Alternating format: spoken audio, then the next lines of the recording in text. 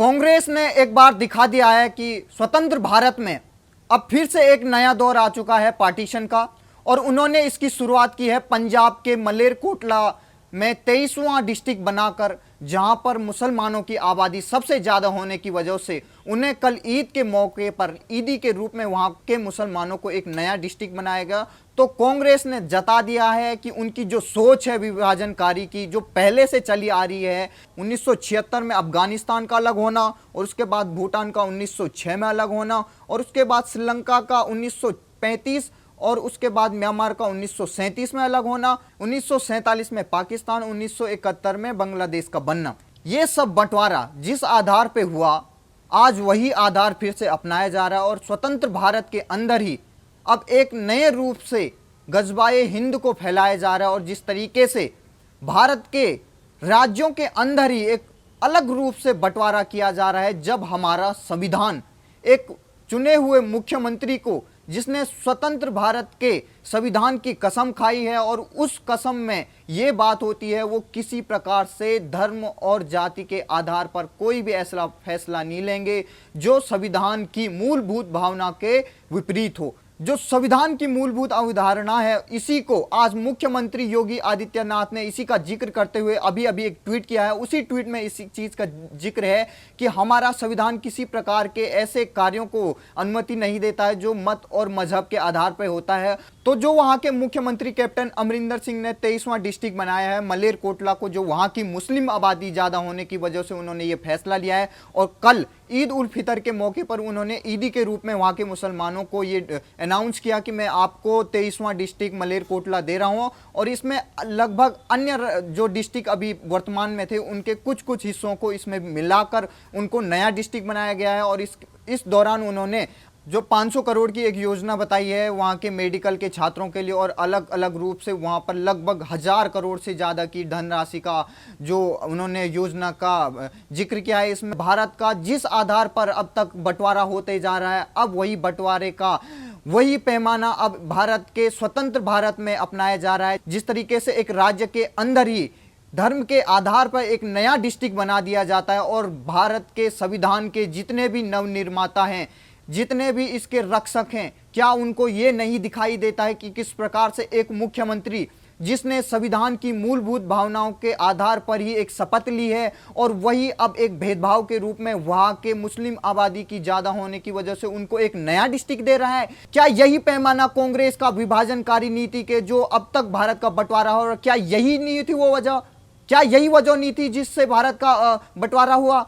मैं कांग्रेस के तथाकथित जितने भी बड़े लीडर हैं उनसे यह कहना चाहता हूं, क्या आपने एक तरीके से गजबाए हिंद की कसम खा ली है? क्या आपको पंजाब के अंदर एक नया बंटवारा चाहिए? जिस तरीके से आपने ये 23वां डिस्ट्रिक्ट बनाया है, मैं आपसे पूछना चाहता हूं संविधान की कौन सी धारा में ये लिखा गया है कि आप धर्म के आधार पर एक नया डिस्ट्रिक्ट बना दें? जिस तरीके से आपने 1984 में सिखों का नरसंहार किया और उनको किस तरीके से दिल्ली की राजधानी में किस तरीके से उनको मारा गया, क्या आपको याद नहीं है? क्या आपके मुख्यमंत्री कैप्टन अमरिंदर का यह फैसला बिना आपकी सहमति से हो सकता है?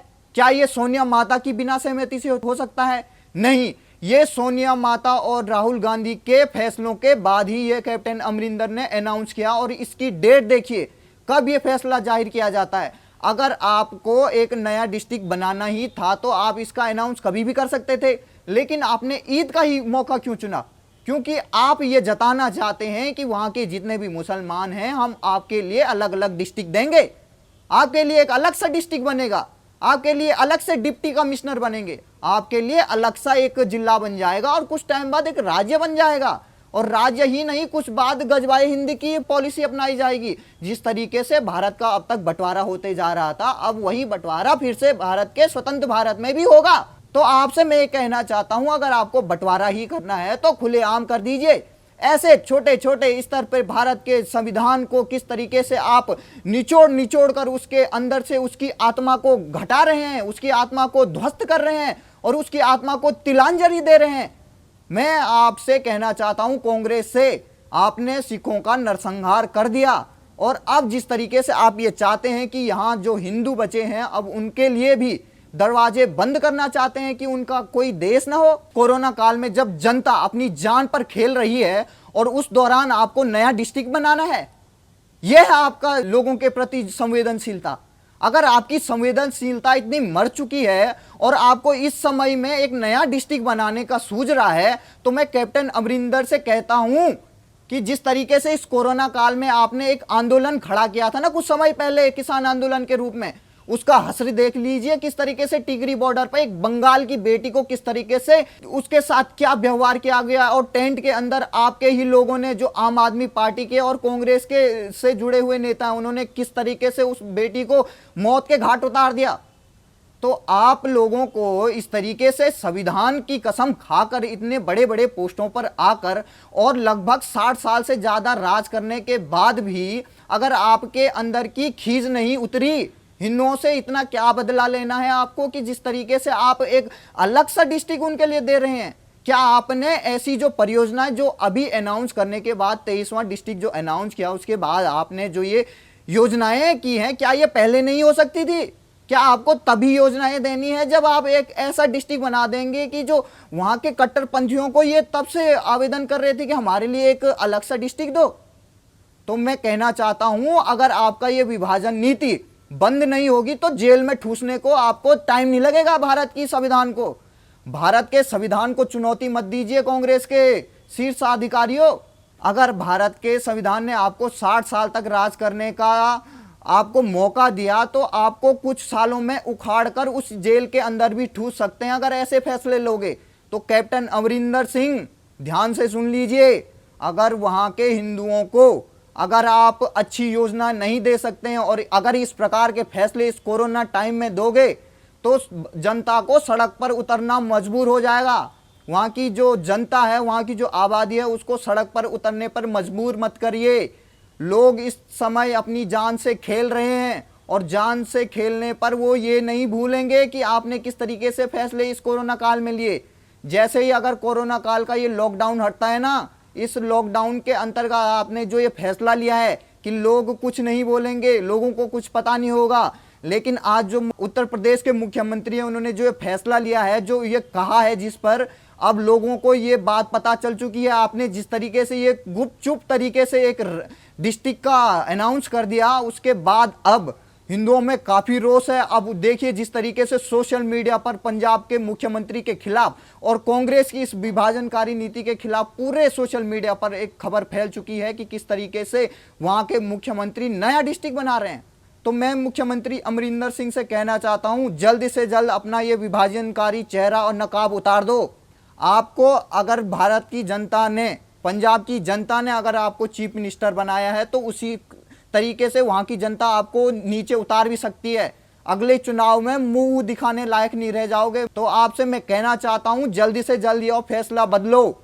मैं आपसे अनुरोध कर रहा हूं, जितने भी एडवोकेट हैं, आप इस पंजाब गवर्नमेंट के इस निरंकुश चेहरे के नकाब को उतारने के लिए कोर्ट कचहरियों में जरूर मुकदमा दर्ज करें। इस तरीके से हम नहीं होने देंगे। किस तरीके से हमारे ही देश में, स्वतंत्र भारत में ऐसा हो रहा है कि एक मजहब के आधार पर आप एक डिस्ट्रिक्ट बना दोगे। किस तरीके से आप बना सकते हैं? अगर आपने आज तक हिंदुओं के लिए कुछ नहीं सोचा तो जिस तरीके से आप ऐसा कर रहे हो, क्या आपकी ये सोच हमें पता नहीं चल रही है? किस तरीके से आपने बंगाल में कुछ नहीं बोला, आपने कुछ नहीं बोला जब हिंदुओं के पंडितों को वहां से भगाया गया कश्मीर से, आपने तब भी कुछ नहीं बोला जब केरल में हमारे हिंदुओं को मारा गया। पर आपको एक ऐसे ऐसे फैसले लेने में कोई भी हिचकिचाहट नहीं होती कि कुछ भी नहीं कहेंगे हिंदू।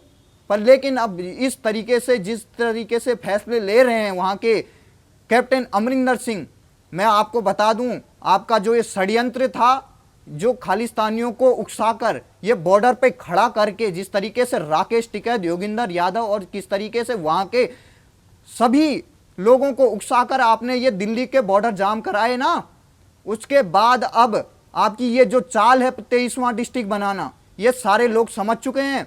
और अब आने वाला जो चुनाव है ना, पंजाब के लोग आपको सबक सिखाएंगे। आपको एक वोट नहीं मिलेगा। इस तरीके से जो फैसले हैं, आपको समझा रहा हूं मैं, आप समझ जाइए। अगर जितनी जल्दी चेत सकते हैं आप चेतिए।